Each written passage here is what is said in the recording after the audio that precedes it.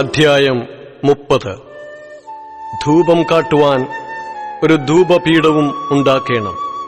ഖദിരമരം കൊണ്ട് അതുണ്ടാക്കേണം. അത് 1 മുഴം നീളവും 1 മുഴം വീതിയുമായി സമചതുരവും 2 മുഴം ഉയരവുമായിരിക്കണം. അതിന്റെ കൊമ്പുകൾ അതിൽ നിന്നു തന്നെ ആയിരിക്കണം. അതിന്റെ മേൽപ്പലകയും ചുറ്റും അതിന്റെ പാർശ്വങ്ങളും കൊമ്പുകളും ഇങ്ങനെ അത് മുഴുവനും തങ്കം കൊണ്ട് പൊതിയണം. അതിനു ചുറ്റും പൊന്നുകൊണ്ട് ഒരു വക്കും ഉണ്ടാക്കേണം.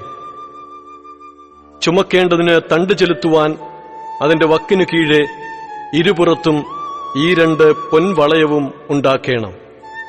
അതിന്റെ 2 പാർശ്വത്തിലും അവയെ ഉണ്ടാക്കേണം. തണ്ടുകൾ ഖദിരമരം കൊണ്ടുണ്ടാക്കി പൊന്ന് പൊതിയണം. സാക്ഷ്യപ്പെട്ടകത്തിന്റെ മുമ്പിലും ഞാൻ നിനക്ക് വെളിപ്പെടുവാനുള്ള ഇടമായി സാക്ഷ്യത്തിന്മീതെയുള്ള കൃപാസനത്തിന്റെ മുമ്പിലും ഇരിക്കുന്ന തിരശ്ശീലയ്ക്ക് മുമ്പാകെ അത് വയ്ക്കേണം.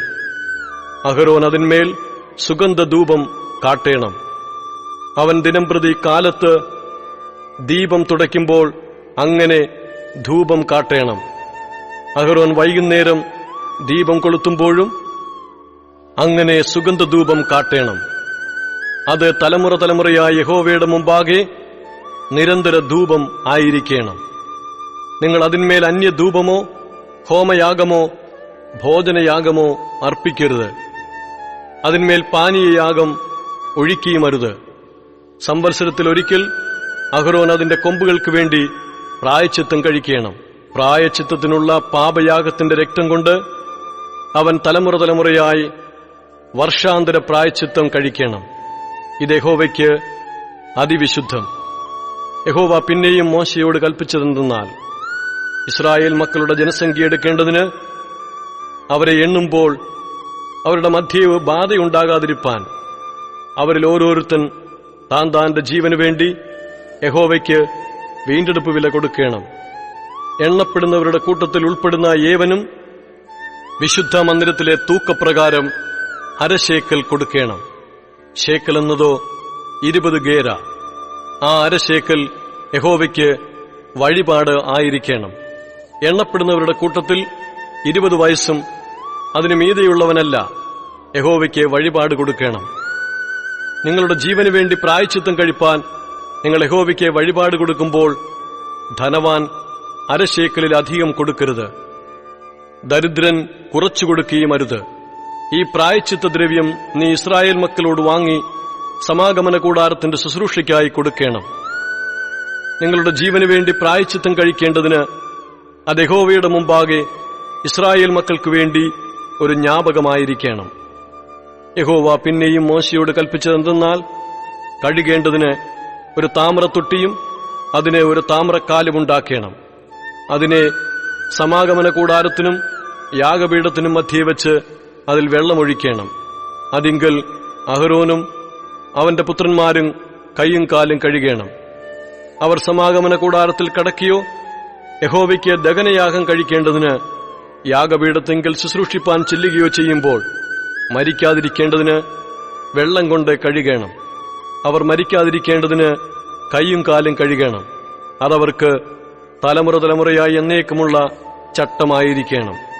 യഹോവ പിന്നെയും മോശയോട് കൽപ്പിച്ചതെന്തെന്നാൽ, മേത്തരമായ സുഗന്ധവർഗമായി വിശുദ്ധ മന്ദിരത്തിലെ തൂക്കപ്രകാരം 500 ശേക്കൽ അയഞ്ഞ മൂരും അതിൽ പാതി 250 ശേക്കൽ സുഗന്ധ ലവംഗവും 500 ശേക്കൽ വഴനത്തൊലിയും 1 ഹീൻ ഒലിവെണ്ണയും എടുത്ത് തൈലക്കാരന്റെ വിദ്യപ്രകാരം ചേർത്തുണ്ടാക്കിയ വിശുദ്ധമായ അഭിഷേക തൈലമാക്കണം. അത് വിശുദ്ധമായ അഭിഷേക തൈലമായിരിക്കണം. അതിനാൽ നീ സമാഗമന കൂടാരവും സാക്ഷ്യപ്പെട്ടകവും മേശയും അതിന്റെ ഉപകരണങ്ങളൊക്കെയും നിലവിളക്കും അതിന്റെ ഉപകരണങ്ങളും ധൂപപീഠവും ഹോമയാഗപീഠവും അതിന്റെ ഉപകരണങ്ങളൊക്കെയും തൊട്ടിയും അതിന്റെ കാലും അഭിഷേകം ചെയ്യണം. അവ അതിവിശുദ്ധമായിരിക്കേണ്ടതിന് അവയെ ശുദ്ധീകരിക്കണം. അവയെ തൊടുന്നവനൊക്കെയും വിശുദ്ധനായിരിക്കണം. അഹരോനെയും അവന്റെ പുത്രന്മാരെയും എനിക്ക് പുരോഹിത ശുശ്രൂഷ ചെയ്യേണ്ടതിന് നീ അഭിഷേകം ചെയ്ത് ശുദ്ധീകരിക്കണം. ഇസ്രായേൽ മക്കളോട് നീ പറയേണ്ടതെന്തെന്നാൽ, ഇത് നിങ്ങളുടെ തലമുറകളിൽ എനിക്ക് വിശുദ്ധമായ അഭിഷേക തൈലം ആയിരിക്കണം. അത് മനുഷ്യന്റെ ദേഹത്തിന്മേൽ ഒഴിക്കരുത്.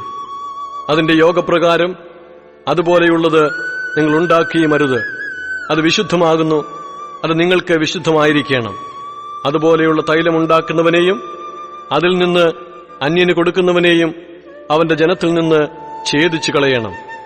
യഹോവ പിന്നെയും മോശയോട് കൽപ്പിച്ചത് എന്തെന്നാൽ, നീ നറും പശ, ഗുൽഗുലു, ഹൽബാനപ്പശ എന്നീ സുഗന്ധവർഗവും നിർമ്മല സാമ്പ്രാണിയും എടുക്കണം. എല്ലാം ഒരുപോലെ തൂക്കമായിരിക്കണം. അതിൽ ഉപ്പും ചേർത്ത് തൈലക്കാരന്റെ വിദ്യപ്രകാരം നിർമ്മലവും വിശുദ്ധവുമായ ധൂപവർഗമാക്കണം.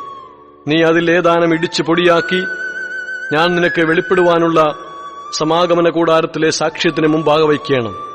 അത് നിങ്ങൾക്ക് അതിവിശുദ്ധമായിരിക്കണം.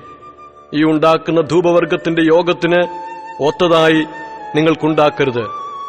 അത് യഹോവയ്ക്ക് വിശുദ്ധമായിരിക്കണം. മണക്കേണ്ടതിന് അതുപോലെയുള്ളത് ആരെങ്കിലും ഉണ്ടാക്കിയാൽ അവനെ അവന്റെ ജനത്തിൽ നിന്ന് ഛേദിച്ചു കളയണം.